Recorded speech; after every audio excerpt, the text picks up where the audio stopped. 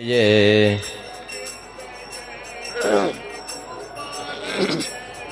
श्री राधा रमण हरि गोविंद जय जय।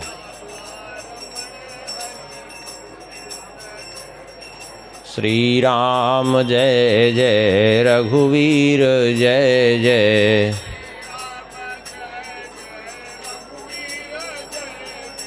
सीतारमण श्री रघुनाथ जय जय।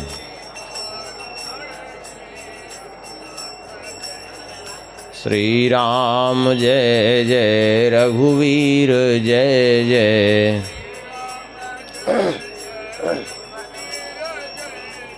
सीतारमण श्री रघुनाथ जय जय।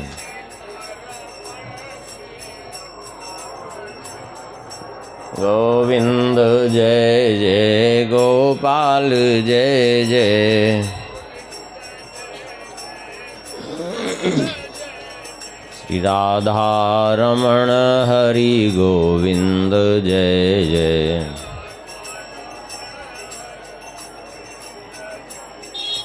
गोविंद जय जय गोपाल जय जय।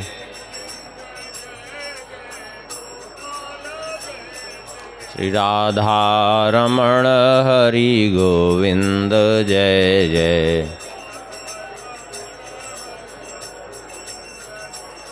श्री वृंदावन बिहारी लाल की, श्री राधा श्याम सुंदर भगवान की, श्री सिद्धि सदन बिहारी बिहारिणी की, श्री राधा श्याम सुंदर भगवान की, श्री सीताराम चंद्र भगवान की, श्री भागवत भगवान की, श्री सुखदेव भगवान की, श्री व्यास भगवान की, श्री बालकृष्ण भगवान की, श्री बेणी माधव भगवान की, श्री द्वादश माधव भगवान की, तीर्थराज प्रयाग की, गंगा मैया की, यमुना मैया की, श्री सरस्वती मैया की, तीर्थराज प्रयाग के समस्त तीर्थों की, श्री सद्गुरुदेव भगवान की, सब संतन की, सब भक्तन की, सब विप्रन की, जय जय श्री सीताराम, जय जय श्री राधे श्याम। नमः पार्वती पतये हर हर महादेव।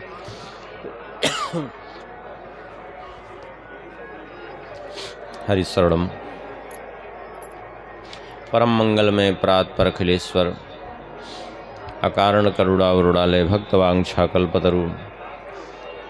भगवान की महती कृपा करुणा से भगवान के ही वांग्मय स्वरूप श्रीमद् भागवत जी के माध्यम से भगवान के दिव्य चरित्रों का कथन श्रवण का परम सौभाग्य प्राप्त हो रहा है। कल तक के प्रसंग में श्रवण किए थे भगवान श्री कृष्ण की लीलाओं को, जिनमें भगवान के बहुत से विवाह हुए, 16,108 विवाहों की चर्चा हुई और भी बहुत से भगवान के चरित्रों का श्रवण किया। सुदामा जी महाराज का भी चरित्र अंतिम में श्रवण किया। आगे भगवान श्री सुखदेव जी वर्णन करते हैं, अथैकदा द्वारवत्यां वसतो राम कृष्णयोः सूर्यो परागः सुमहान् आसीत् कल्पक्षये यथा। एक बार संयोग से सूर्य ग्रहण का अवसर आया, सर्वग्रास सूर्य ग्रहण। जब सूर्य ग्रहण का अवसर आया तो सभी को पता चला ज्योतिषियों से कि सूर्य ग्रहण लगने वाला है। तो भगवान ने निश्चय किया कुरुक्षेत्र जाने का, क्योंकि सूर्य ग्रहण का कुरुक्षेत्र में, चंद्र ग्रहण का काशी में विशेष महत्व माना गया है। और सबने निश्चय किया कि चल कर के वहाँ कुरुक्षेत्र में समंत पंचक तीर्थ है, वहीं स्नान करेंगे। ऐसा निश्चय करके सब कुरुक्षेत्र गए। इधर से भगवान श्री कृष्ण, वसुदेव जी, देवकी जी, श्री कृष्ण की पत्नियाँ और उग्रसेन आदि सभी यदुवंशी भी गए। इधर से नंद बाबा आदि गोपगण भी गए और भी मत्स्य देश के उसीनर, कौशल, विदर्भ, संजय, काम्बोज, मतकैके, मद्र, ये सभी देशों के लोग वहाँ उपस्थित हुए। इधर जो है पांडव भी गए, इंद्रप्रस्थ में थे उस समय, और इधर कौरव भी गए यहाँ से हस्तिनापुर से। सब ने जा कर के वहाँ समंत पंचक तीर्थ में स्नान किया। एक दूसरे से भेंट भी हुई, गोपियों की भी भगवान से भेंट हुई, बड़ी प्रसन्नता हुई गोपियों को, भगवान भी बड़े प्रसन्न हुए। और द्रौपदी जी श्री कृष्ण की पत्नियों से मिली हैं, उनसे वार्तालाप हुआ है और सबसे पूछा है कि किसका कैसे विवाह हुआ आप सबका। जब ये सब संपन्न हो गया तो एक दिन बहुत से ऋषि मुनि श्री कृष्ण का दर्शन करने के लिए, श्री कृष्ण से मिलने के लिए गए। कौन से हैं? बहुत से इसमें वर्णन है। द्वैपायनो नारदस्य च्यवनो देवलोसिता विश्वामित्रा सतानंदो भरद्वाजोऽथ गौतमा रामः शिशिष्यो भगवान वसिष्ठो गालो भृगु पुलस्त्य कश्यपोत्रिश्च मार्कंडेयो बृहस्पतिः। श्री कृष्ण द्वैपायन, वेदव्यास जी महाराज, देवर्षि नारद जी, च्यवन, देवल, असित, विश्वामित्र, सतानंद, भरद्वाज, गौतम, बृहस्पति, त्रित, मार्कंडेय, एकाद्वित, सनक, सनंदन, सनातन, सनत कुमार, अंगिरा, अगस्त्य, याज्ञवल्क्य, वामदेव आदि बहुत से ऋषि मुनि थे। ये सब भगवान के पास गए। भगवान को देख करके भगवान ये सब बड़े प्रसन्न हुए। जैसे ही भगवान ने इन सब को देखा, प्रसन्न होकर के भगवान ने उठ करके सभी ऋषियों को प्रणाम किया है, सबके चरणों में प्रणाम किया, विधिवत पूजन किया है। पाद्य, अर्घाचमन, स्नान, धूप, चंदन आदि से भगवान ने सबकी पूजा की। और उसके बाद भगवान श्री कृष्ण ने कहा, अहो वयम जन्म भृतो लब्धम कार्ष्णेन तत्फलम देवानामपि दुष्प्रापम यद योगेश्वर दर्शनम।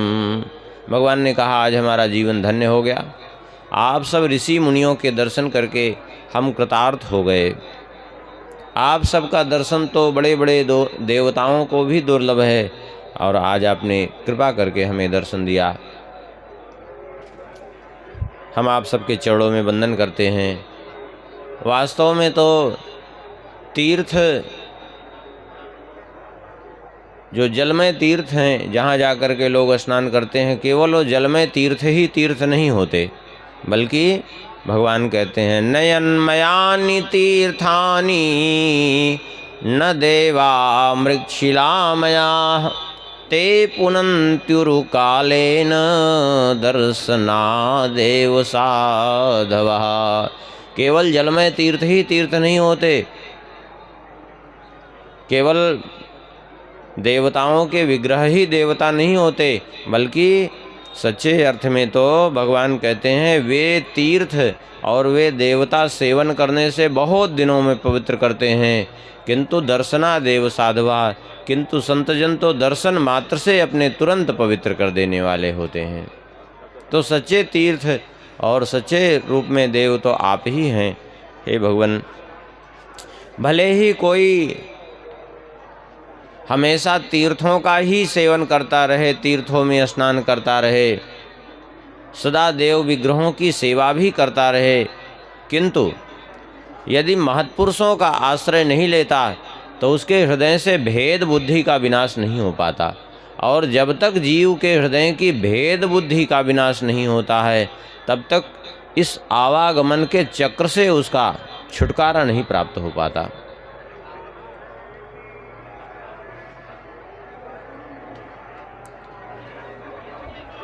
इस प्रकार से भगवान ने कहा, ऋषि मुनियों ने कहा, प्रभु आप हमारी इतनी प्रशंसा कर रहे हैं, वास्तव में हम क्या कहें, आपकी वाणी को तो हम कह भी नहीं सकते कि आप कुछ गलत बोल सकते हैं, लेकिन हमारी तो जो कुछ भी है हमें वो सब आप ही के भजन के प्रभाव से ही, जो कुछ भी हमें प्राप्त हुआ है वो सब आपका ही भजन करते हैं, आपके ही भजन के प्रभाव से ही सब कुछ प्राप्त हुआ है, अपना तो हमारे पास के कुछ नहीं है। हे प्रभु, वास्तव में देखा जाए तो अद्य नो जन्म साफल्यम विद्यायास्तपसो दृशः त्वया संगम्य सद्गत्या यदन्तः श्रेयसां परम। आज हमारा जन्म सफल हो गया, आज हमारी विद्या सफल हो गई, तपस्या का फल मिल गया, सब कुछ आज हमें प्राप्त हो गया आप सबके दर्शन से।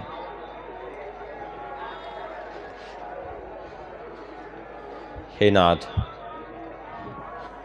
फिर भी आप जो कुछ भी हम सबके संबंध में कह रहे हैं, हम तो एक ही बात समझते हैं कि ये सब बातें हम लोगों से इसलिए आप कह रहे हैं कि आप जगत को ये शिक्षा देना चाहते हैं कि ऋषि मुनियों के प्रति, महात्माओं के प्रति कैसा हमारा भाव होना चाहिए, जगत को यह बताने के लिए। भगवान ने जब ये सब कहा, उसके बाद ऋषि मुनियों का संवाद हुआ। फिर वसुदेव जी ने बड़े विनम्र भाव से चरणों में प्रणाम करके कहा, हे भगवन, नमो वा सर्वदेवेभ्य ऋषया श्रोतुमर्हथ कर्मणा कर्म निर्हारो यथा स्यान्नस्तदुच्यताम्। हे भगवन, आप समस्त ऋषियों के चरणों में हमारा बारंबार वंदन है। हम कुछ जिज्ञासा लेकर के आपके सन्मुख उपस्थित हुए हैं। क्या है जिज्ञासा? बोले कर्मणा कर्म निराहारो यथा स्यान्नस्त दुच्यताम। कर्म से कर्म का निर्मूलन कैसे हो? ऐसा कौन सा कर्म है जिससे कर्मों के और कर्मों की वासनाओं के बंधन से जीव मुक्त हो जाए? क्योंकि कर्म ही तो जीव को बंधन में डाले हैं। भाई, एक कर्म कर रहा है, दूसरा कर्म कर रहा है, और उन कर्मों का फल उसको आगे भोगना पड़ रहा है। भाई, जैसा बीज बो रहा है वैसा आगे मिल रहा है उसको, चाहे वो शुभ कर्म हो अथवा अशुभ कर्म हो।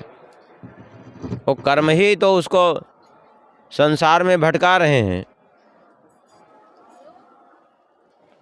तो कोई ऐसा उपाय बताइए जिससे इन कर्मों का आत्यंतिक नाश हो जाए, इस कर्म बंधन से मुक्त हो जाए। सुन करके नारद जी ने कहा, जय श्री राम।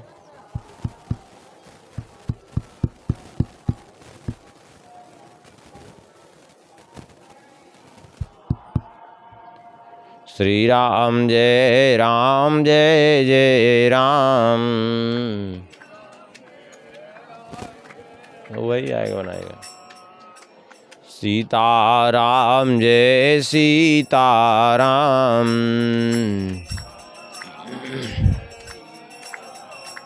सीताराम जय सीताराम,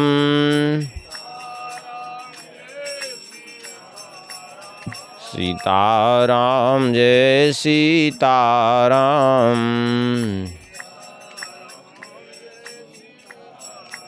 श्री सीतारामचंद्र भगवान की। अर्थात कर्मों से जीव मुक्त कैसे हो, कृपा करके बताइए। सुन करके नारद जी ने कहा, नाति चित्रमिदं विप्रा वसुदेवो बुभुत्सया कृष्णं मत्वार्भकं यन्नः प्रक्षते श्रेय आत्मनः। नारद जी ने ऋषियों की ओर देख करके कहा, है ऋषियों, ये जो वसुदेव जी ने प्रश्न किया है कोई आश्चर्य की बात नहीं है। ऐसा प्रश्न क्यों? इसलिए आश्चर्य की बात नहीं है क्योंकि श्री कृष्ण को ये अपना पुत्र मानते हैं। श्री कृष्ण के प्रति वात्सल्य भाव की अधिकता के कारण श्री कृष्ण के महत्व से अनभिज्ञ हो गए हैं। नहीं तो श्री कृष्ण के पिता होने का जिसको सौभाग्य प्राप्त हो, क्या उसके लिए कल्याण की कोई आवश्यकता अलग से रह गई क्या? अरे उसके कल्याण में कोई संदेह भी रह गया क्या? नहीं, कोई संदेह नहीं रह गया। स्वयं भगवान ही जिसके पिता के रूप, भगवान ने ही जिसको अपना पिता बना लिया है, भगवान ही पुत्र रूप में आकर के जिसके गोद में क्रीड़ा किए, तो उसके लिए फिर बाकी क्या रह ही गया? कल्याण तो उसका सहज में ही हो जाएगा। लेकिन फिर भी ये पूछ रहे हैं इसीलिए क्योंकि अपना पुत्र मानते हैं, और पुत्र मानने के कारण भगवान श्री कृष्ण के प्रति इनकी बाल बुद्धि है, पुत्र बुद्धि होने के कारण महत्व बुद्धि नहीं है, इसलिए ऐसा कह रहे हैं। और उसका कारण यही है क्या? बोले सन्निकर्षो हि मर्त्यानाम अनादरण कारणम गांगम हित्वा यथान्याम्भस्तत्रत्यो याति शुद्धये।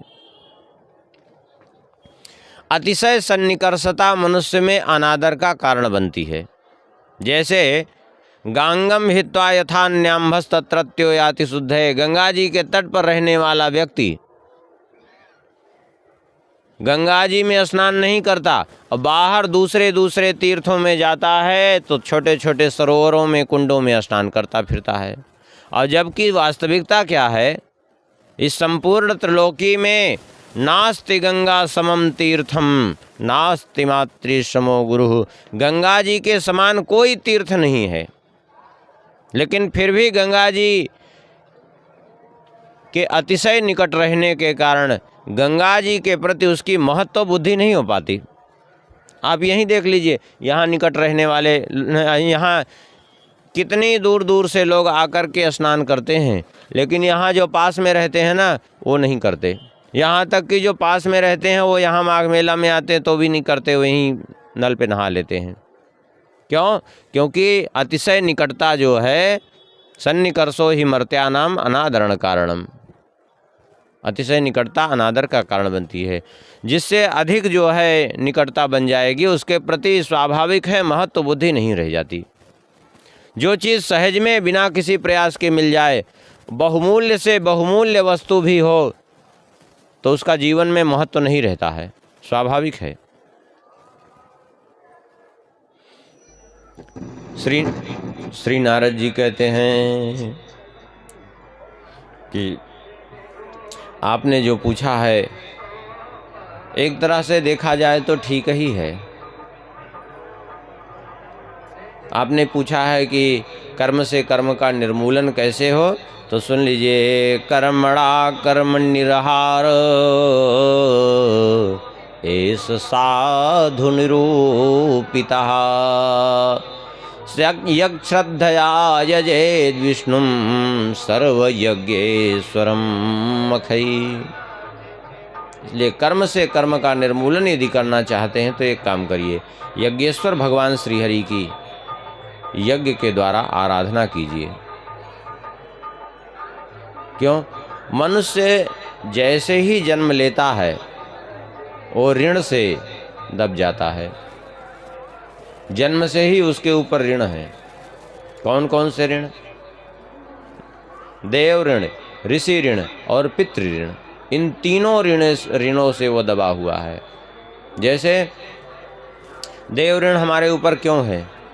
भाई सूर्य हमें प्रकाश दे रहे हैं, ऊर्जा दे रहे हैं, हम उनको कुछ कर रहे हैं क्या? उनके हम ऋणी हैं। पृथ्वी हमें रहने के लिए स्थान दे रही है, आश्रय दे रही है, हमें अन्न दे रही है, जल दे रही है, हम उसके ऋणी हैं। चंद्रमा औषधियों का पोषण कर रहे हैं, वायु देवता हमें श्वास प्रदान कर रहे हैं, अग्नि देवता हमारे भोजन को पचा रहे हैं, बाहर भी भोजन बनाने के लिए सुविधा दे रहे हैं। हर प्रकार से सभी देवता हम पर उपकार कर रहे हैं, तो आखिर उनके हम ऋणी हैं कि नहीं हैं? ऋणी हैं। ऐसे पितृऋण, माता पिता ने हमें जन्म दिया है, पालन पोषण किया है, हम उनके ऋणी हैं। भले ही माने या ना माने, ऋणी हैं। ऐसे ऋषि ऋण, ऋषियों ने बड़ी बड़ी तपस्या करके अपनी सुख सुविधा का ध्यान नहीं दिया, लेकिन तपस्या करके, सूखे पत्ते खा खा करके, जल पी करके, वायु पी करके तपस्या की, और हम लोगों के कल्याण हेतु कितने धर्मशास्त्रों को प्रकट किया।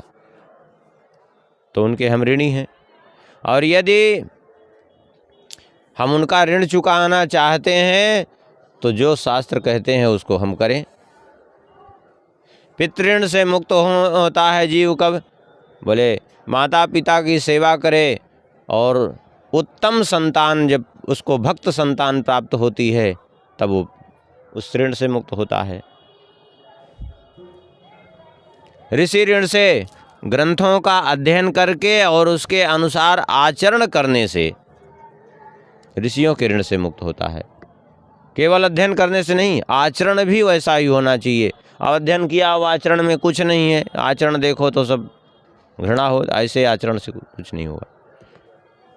और देवताओं का ऋण यज्ञ आदि करके चुकाया जाता है। इस प्रकार से कहते हैं, आपके श्री कृष्ण जैसे पुत्र हुए, बलराम जी जैसे पुत्र हुए, तो पुत्र ऋण से, पितृऋण से तो स्वाभाविक आप मुक्त हो गए, और शास्त्रानुसार आपने आचरण किया है, जीवन भर सत्य का पालन किया है, इसलिए आप ऋषि ऋण से भी मुक्त हो गए हैं।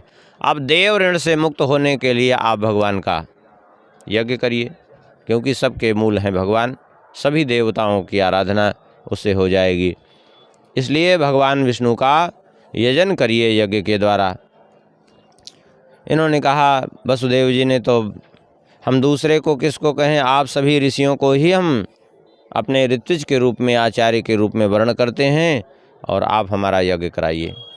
ऋषियों को वर्ण किया और ऋषियों ने इनका यज्ञ संपन्न कराया। यज्ञ संपन्न हो गया। भगवान जब पहुँचे वसुदेव जी के पास प्रणाम करने के लिए प्रातःकाल, तो वसुदेव जी भगवान की स्तुति करने लगे। बोले, प्रभु हमारा जीवन धन्य हो गया,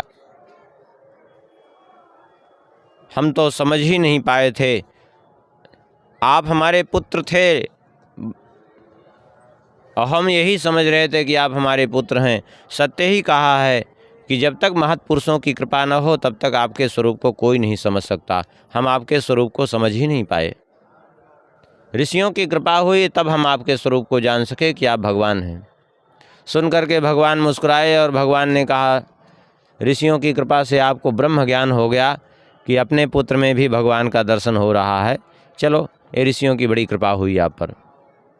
देवकी जी के पास गए तो देवकी जी ने भी भगवान की स्तुति की, और देवकी जी ने कहा, प्रभु आपको पुत्र रूप में पा करके अब हमारी कोई इच्छा नहीं है, बस एक ही मन में दुख बना रहता है। हमारे 6 पुत्र मार डाले कंस ने, उनको देखने की इच्छा है। हमने सुना है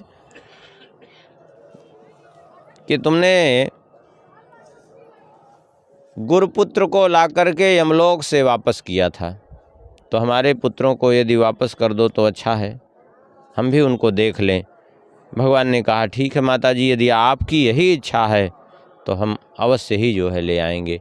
कह करके भगवान श्री कृष्ण सुतल लोक में गए, और सुतल लोक में राजा बलि ने देखा तो भगवान का बड़ा स्वागत सत्कार किया, विधिवत पूजन किया, और कहा, प्रभु हमें क्या आज्ञा है, क्या सेवा करें।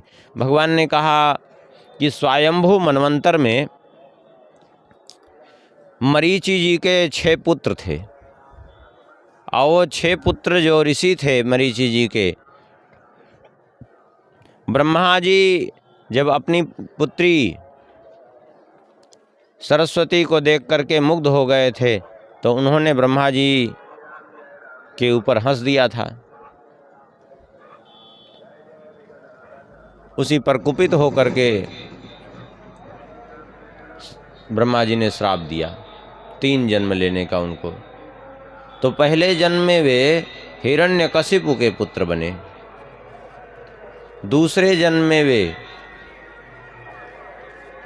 मेरी माता देवकी के पुत्र बने जो कंस के द्वारा मारे गए, और तीसरे जन्म में वो आपके पुत्र बन कर के आए हैं। तो आप हमें उन्हें दे दीजिए, मैं अपनी माता जी को सौंपना चाहता हूँ। क्योंकि माता जी ने यही हमसे याचना की है। राजा बलि ने कहा, प्रभु हमारे तो 100 पुत्र हैं, अब इनमें 6 आपके अग्रज कौन हैं हमें नहीं ज्ञात है, कृपा करके आप बतावें तो हम उनको दे दें। भगवान ने कहा, उनके नाम बता दे रहे हैं हम, स्मर, उद्गीत, परिस्वंग, पतंग, क्षुद्भृत और घृणी। ये इन 6 को आप हमें सौंप दीजिए। वो 6 छोटे छोटे बालक ही थे उस समय। भगवान उनको लेकर के आए। माता देवकी जी का वात्सल्य उमड़ पड़ा और माता देवकी जी ने उनको दुग्ध पान कराया है अपना। और जैसे ही दुग्ध पान किए वे सब देखते देखते ऋषि रूप में परिणित हो गए और प्रणाम करके भगवान को चले गए ब्रह्मलोक को। देवकी जी आश्चर्यचकित हो गई। भगवान ने कहा, आश्चर्य न करिए, अब ये सब अपने कर्म से मुक्त हो गए हैं। जो 3 जन्म का श्राप था अब वो उससे छूट गए हैं। देवकी जी का मोह भी दूर हो गया उनके प्रति जो था। आगे वर्णन करते हैं, कृष्णस्यासि द्विजश्रेष्ठ श्रुतिदेव इति श्रुता, कृष्णैक भक्ता पूर्णार्था शांत कविरलम पटा। विदेह नगरी में एक भगवान श्री कृष्ण के बड़े भक्त थे जिनका नाम था श्रुतदेव। और विदेह नगरी के राजा जनक जी जिनका नाम था बहुलास्व। श्री राम जी के समय जो जनक जी थे उनका नाम था क्षीरध्वज। और जो श्री कृष्ण के समय जनक जी थे उनका नाम था बहुलास्व। उस वंश में जो भी होते थे सभी जनक ही कहलाते थे, सभी विदेह कहलाते थे, बाकी नाम अलग अलग रहता था। क्योंकि राजा निमि को जब श्राप लगा था, उनका शरीर छूटा था, तो उनके शरीर को मंथन करके जिस बालक को प्रकट किया गया उसका नाम हुआ जनक, उसी का नाम हुआ मिथि, उसी का नाम हुआ विदेह। अब उनके जितनी संतानें होती आई वो सब विदेह और जनक कहलाते गए। तो श्री कृष्ण के समय जो जनक का वर्णन आता है ये वो जनक नहीं, ये राजा बहुलास्व थे। और फिर राजा बहुलास्व के पुत्र कृति के पुत्र महाबसी, यहाँ तक ही इनका वंश चला है। इसके बाद फिर इनका वंश नहीं चला है राजा जनक जी का। कलयुग के शुरुआत में इनका वंश रहा है, इनके पौत्र तक माने राजा बहुलास्व के इनका वंश चला है। तो ये राजा बहुलास्व भी बड़े भक्त थे। ये भी चाहते थे कि भगवान का दर्शन करने के लिए ये तब से विकल रहते थे जब से भगवान मिथिलापुरी जा कर के सुधनवा को मार करके लौट आए थे बिना मिले ही इनसे। तब से दुखी रहते थे, भगवान के दर्शन के लिए लालायित रहते थे। तो भगवान आखिर में मिलने के लिए गए विदेहराज की नगरी में। अब वहाँ राजा बहुलास्व ने और सुतदेव जी ने दोनों ने एक साथ आकर के भगवान का स्वागत किया और दोनों ने एक साथ ही प्रार्थना की कि प्रभु हमारे यहाँ चले। अब भगवान ने सोचा कि अगर राजा बहुलास्व के यहाँ जाते हैं तो श्रुतदेव जी दुखी होंगे और श्रुतदेव जी के यहाँ जाते हैं तो राजा बहुलास्व। और भगवान अकेले नहीं गए थे, बड़े बड़े ऋषि महर्षि श्री नारद जी, बृहस्पति जी और श्री सुखदेव जी, बड़े बड़े ऋषि महर्षि थे इनके साथ में। परशुराम, असित, बृहस्पति, आरुणि, मैत्रेय, च्यवन, कण्व, नारद, वामदेव, अत्रि, ये सब ऋषि मुनि थे। तो भगवान ने दोनों का निमंत्रण एक साथ स्वीकार कर लिया और दोनों जगह अलग अलग रूप धारण करके पहुंच गए। ये रहस्य किसी को नहीं पता चला। राजा श्रुतदेव जी, राजा बहुलास्व को पता लग रहा था कि हमारे साथ चल रहे हैं सब ऋषि मुनियों के सहित भगवान, और उधर उनको लग रहा था श्रुतदेव जी को कि हमारे साथ चल रहे हैं, और गए दोनों के साथ। और सब ऋषि मुनि भी ऐसे ही किए, दो दो रूप धारण करके गए। राजा बहुलास्व ने जाकर के विधिवत स्वागत सत्कार किया, पूजन किया भगवान का, ऋषियों का भी पूजन किया विधिवत। और उसके बाद भगवान कई दिन रहे। इधर श्रुतदेव जी भी गए लेकर के भगवान का स्वागत सत्कार करने के बाद वो प्रेम विभोर होकर के नृत्य करने लगे। जब वो प्रेम विभोर होकर के नृत्य करने लगे तब भगवान ने उनको सावधान किया और भगवान ने कहा कि ये नृत्य आप बाद में करिए, ये नृत्य करने का समय अभी नहीं है। लेकिन क्यों प्रभु, कोई त्रुटि हो गई? बोले हाँ, त्रुटि ये हो रही आपसे कि ये जो हमारे साथ ऋषि मुनि आए हैं ये कोई सामान्य नहीं है। ब्रह्मस्तेनुग्रहार्थाय संप्राप्तान विद्यमून् मुनीन् संचरन्ति मया लोकान् पुनन्तः पादरेणुभिः। ये बड़े बड़े ऋषि महर्षि हैं, ये अपने प्रभाव से संपूर्ण त्रिलोकी को पवित्र करने वाले हैं।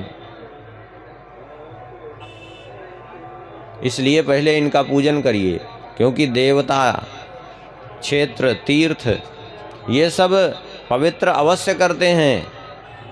देवा क्षेत्राणि तीर्थानि दर्शन स्पर्शनार्चने। देवता दर्शन से, तीर्थ जो है वहाँ पहुँचने से, वहाँ करने से, स्नान करने से और अर्चना करने से, ये सब जो है पवित्र करते हैं। लेकिन कैसे पवित्र करते हैं सभी तीर्थ और देवता? बोले शनैः पुनन्ति,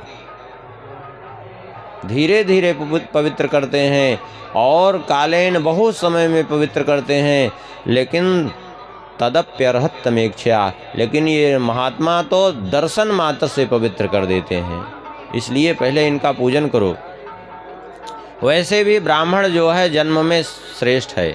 ब्राह्मणो जन्मना श्रेयान् सर्वेषां प्राणिनामिह। समस्त प्राणियों में जन्म से ब्राह्मण श्रेष्ठ है, और उस पर भी तपसा विद्या युक्त, तो तपस्या से युक्त हो, विद्या से युक्त हो और मेरी कलाओं से युक्त हो, तो फिर कहना ही क्या है। भगवान कहते हैं देखो, न ब्राह्मणान में दैतम रूप में तत्चतुर्भुजम। ब्राह्मण से बढ़ कर के मुझे प्रिय अपना ये चतुर्भुज स्वरूप भी नहीं है। इसलिए पहले इनका आदर करो, इनका विधिवत पूजन करो। क्योंकि यदि महापुरुष आवें और उनका यथा योग्य सत्कार न हो तो भी दोष का भागी बन जाता है मनुष्य। इसलिए जो है देखिए, अपूज्या यत्र पूज्यन्ति पूज्य पूजा व्यतिक्रमात् तत्र तृण विवर्धन्ति दुर्भिक्ष मरणम भयम। अपूज्य की पूजा जहाँ होती है वह भी अनर्थकारी होती है। अपूज्य की पूजा हो तो दुर्भिक्ष मरण भय उपस्थित होता है, और जहाँ पूज्य की पूजा न हो तो भी दुर्भिक्ष मरण और भय उपस्थित होता है। इसलिए अपूज्य की पूजा करनी नहीं चाहिए और पूज्य का कभी तिरस्कार होना नहीं चाहिए। इस प्रकार से कई दिनों तक भगवान मिथिलापुरी में रहे और उसके बाद फिर विदा होकर के चले गए। आगे वर्णन करते हैं वेद भगवान किस प्रकार से स्तुति करते हैं भगवान की। यहाँ वेद स्तुति है, बहुत लंबी स्तुति है और पूरा तो संभव नहीं है, समय का अभाव होने के कारण एक आधे श्लोक तो स्मरण कर लेते हैं। वेद भगवान कहते हैं, जय जय जहि अजामजित दोष गृभीत गुणाम त्वमसि यदात्मना समवरोध समस्त भगा अग जगदोक सामखिल शक्त्यवबोधक ते क्वचिद जयात्मना क्वच चचरतोनुचरे निगमः। जय जय जय हे अजामजित दोष गृहीत गुणाम। वेद भगवान कहते हैं कि हे प्रभु आपकी जय हो, जय हो, जय हो। क्या करें? हे अजित, आप अजित हैं, अर्थात आपको कोई नहीं जीत सकता। इसलिए दोष गृहीत गुणाम अजाम मायाम जही। समस्त दोषों से युक्त जो ये आपकी अजया माया है, आप इस अजया माया को विनाश कर दीजिए। क्योंकि ये जीवों की सामर्थ्य नहीं है इस माया से पार पा जाएं। इन जीवों की सामर्थ्य नहीं कि माया से मुक्त हो जाएं। एकमात्र आप ही जो है इन जीवों को अपनी माया से मुक्त कर सकते हैं, दूसरा कोई नहीं कर सकता। यही बात तो भगवान भी कह रहे हैं गीता में, दैवी हे श्याम गुणमयी मम माया दुरत्यया मामेव ए प्रपद्यन्ते माया मेताम तरन्ति ते। ये माया बड़ी दुरत्य है, मामेव ए प्रपद्यन्ते, भगवान कहते हैं एकमात्र मेरी ही शरण में जो आ जाता है उसको मैं पार कर देता हूँ। बिना भगवत शरणागति के माया से जीव संभव ही नहीं हो पार कर जाए। इस प्रकार से वेद भगवान स्तुति करते हैं। आगे जो है वर्णन करते हैं कि एक बार की बात है, सरस्वती नदी के तट पर ऋषियों की सभा लगी थी और ये चर्चा हो रही थी कि आखिर में श्रेष्ठ कौन है, किसकी पूजा से जीव का कल्याण संभव है। अब ये तो बोले परीक्षा लेने पे ही संभव है, परीक्षा ली जाए। कौन परीक्षा ले? तो भृगु जी महाराज गए परीक्षा लेने के लिए। भृगु जी ने जाकर के सबसे पहले ब्रह्मा जी की परीक्षा ली। ब्रह्मा जी के सामने गए, प्रणाम भी नहीं किया और बड़े क्रोध भाव से ब्रह्मा जी को देखा तो ब्रह्मा जी कुपित हो गए। अरे हमारा ही पुत्र इतना उद्दंड हो गया। लेकिन किसी तरह क्रोध को दबाया ब्रह्मा जी ने। भृगु जी वहाँ से चल दिए। समझ गए ब्रह्मा जी तो असफल हो गए, अनुत्तीर्ण हो गए। शंकर जी के पास जाके और कड़ी परीक्षा ली। शंकर जी के पास जाकर के परीक्षा ऐसी ली कि शंकर जी उठे इनको हृदय से लगाने के लिए, गले लगाने के लिए, तो बोले खबरदार छूना भी नहीं हमको। अरे चिता की राख लपेटे रहते हो, अपवित्र रहते हो। भगवान शंकर जी कुपित हो गए मारने के लिए। पार्वती जी ने चरण पकड़ा, कहा प्रभु ऐसा आप मत करिए। फिर वहाँ से गए तो भगवान विष्णु के पास और कड़ी परीक्षा ली। वहाँ जा कर के भगवान के चरणों में पाद प्रहार कर दिया। भगवान के वक्षस्थल पर अपने चरण प्रहार कर दिया, पाद प्रहार किया। जैसे ही प्रहार किया भगवान की योग निद्रा भंग हो गई और भगवान उठ के कूद पड़े अपनी शेष सैया से, दौड़ करके चरण पकड़ लिए। और क्या किया भगवान ने?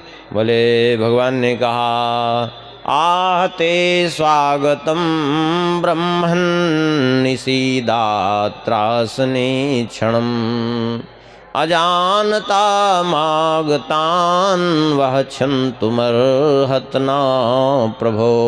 हे प्रभु, हम जान नहीं पाए कब आप आए, हम योग निद्रा में थे, हमसे बड़ा दोष बन गया, हमें क्षमा कर दीजिए।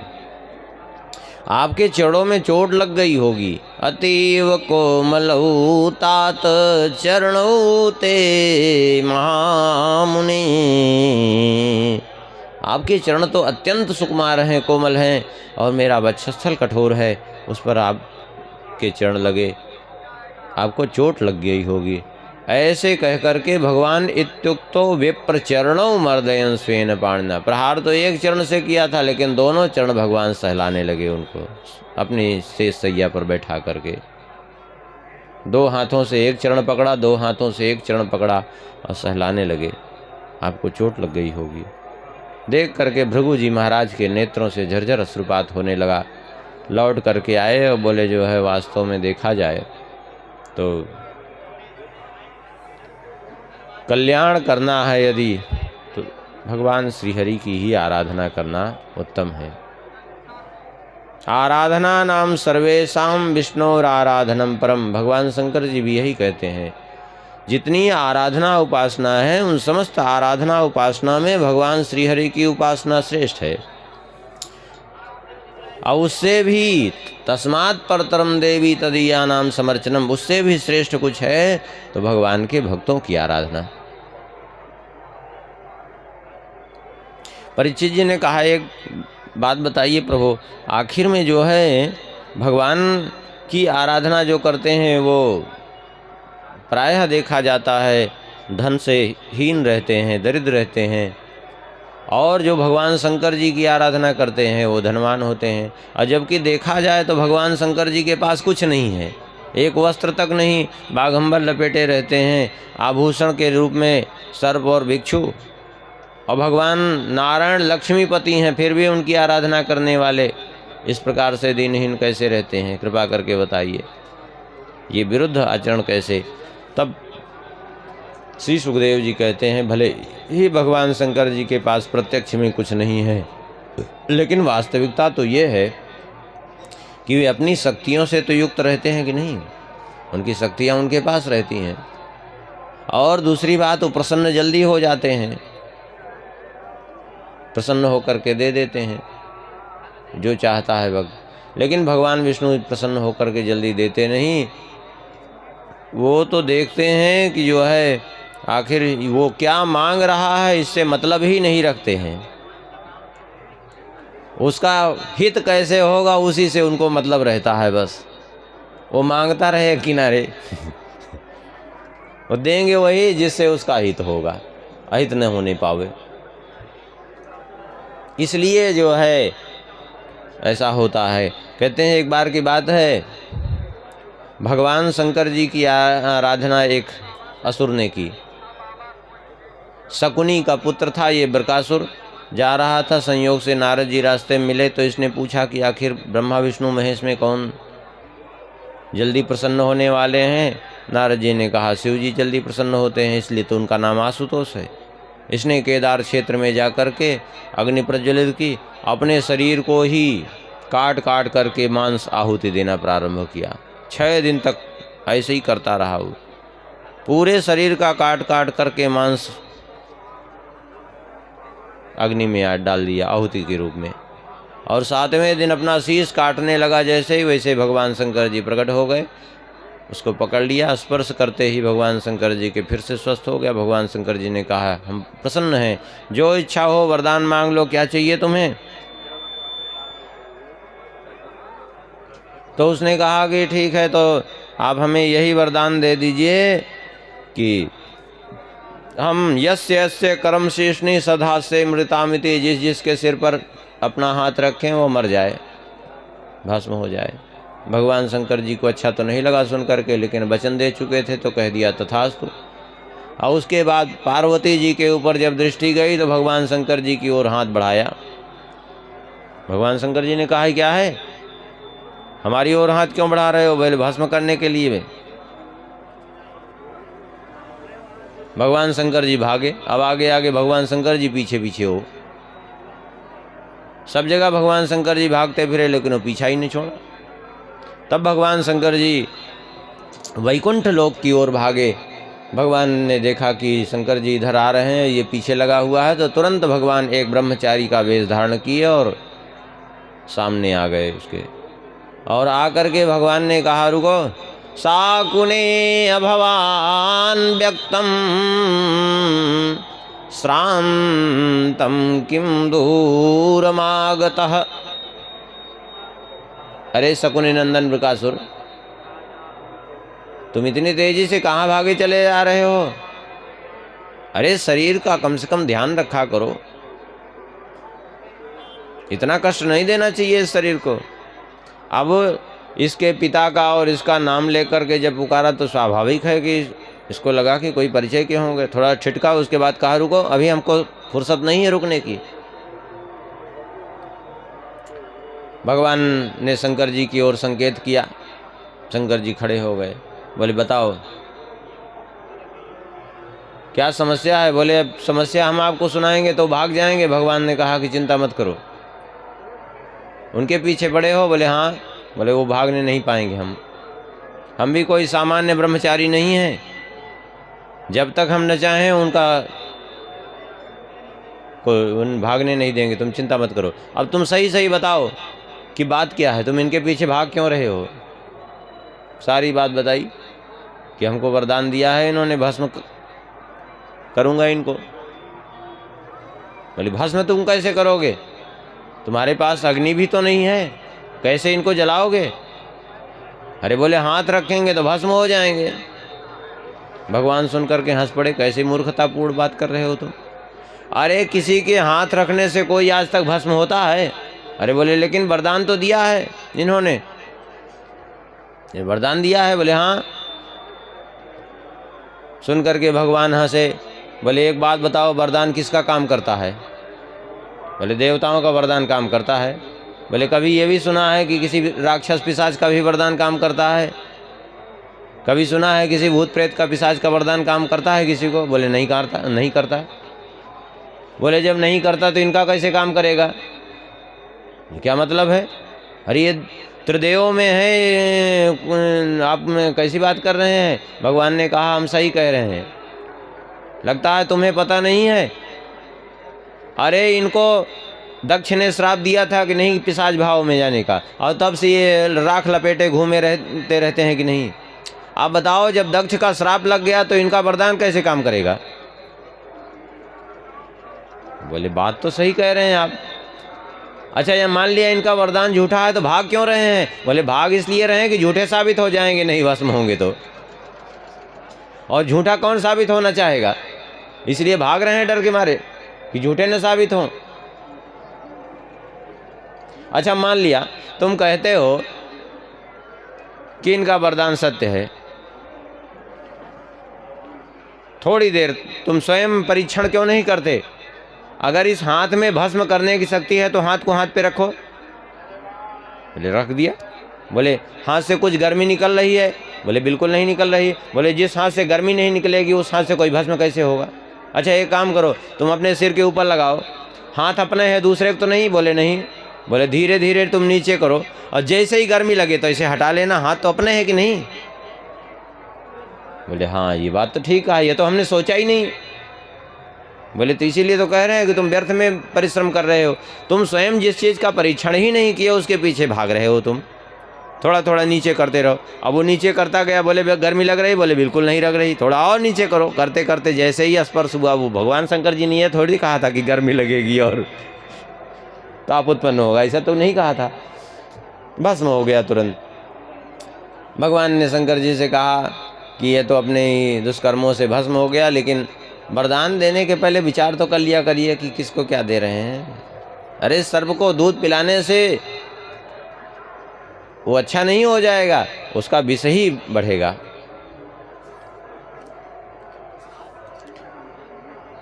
यही है भगवान की विशेषता। भगवान इतना जल्दी किसी को वरदान नहीं देते हैं।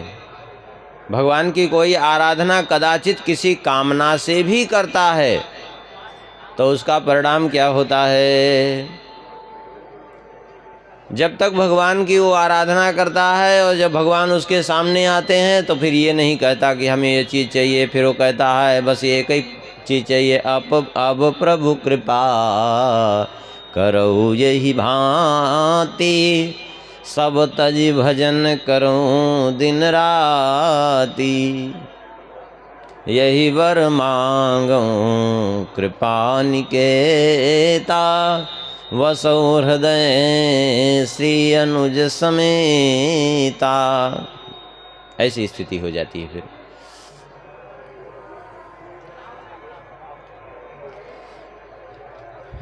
इसलिए सबसे उपासना यदि श्रेष्ठ है तो भगवान की उपासना श्रेष्ठ है।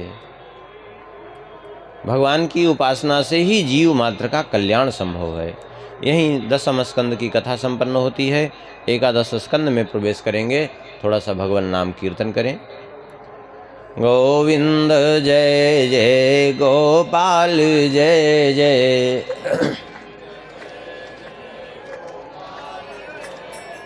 श्री राधा रमण हरि गोविंद जय जय,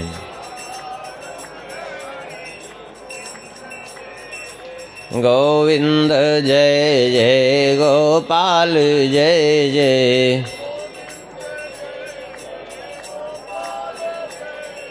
श्री राधा रमण हरि गोविंद जय जय,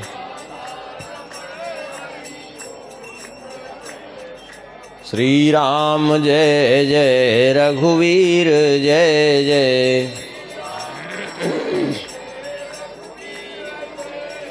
सीतारमण श्री रघुनाथ जय जय।